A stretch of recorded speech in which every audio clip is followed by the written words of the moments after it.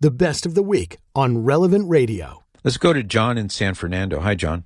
Hi, Patrick. Good morning to you. I called back in October regarding the apostolic pardon that my wife received when she passed away in August.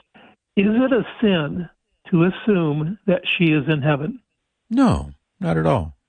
It's part of your Christian hope in God's mercy and love. And knowing your wife as well as you did, may she rest in peace. And knowing that she was a good and holy woman who loved Jesus and died a holy death, there's no sin involved at all in hoping and even expecting and even assuming.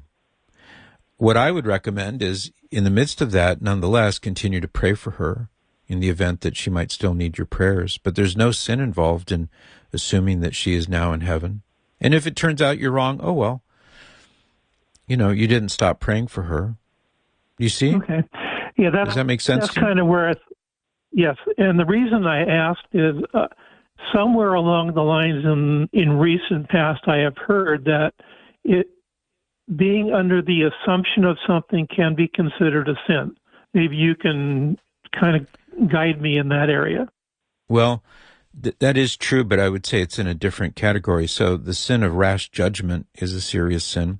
And that's where you assume without any evidence, that you assume some moral failure or some sin or something like that on the part of your neighbor without any evidence that that's the case. That's one example of where you can assume something and it could be sinful. But what you're talking about is not in that category at all.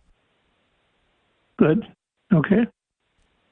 That was the best of the week on Relevant Radio. The best way to listen to the best of the week is on the Relevant Radio app, free and always free.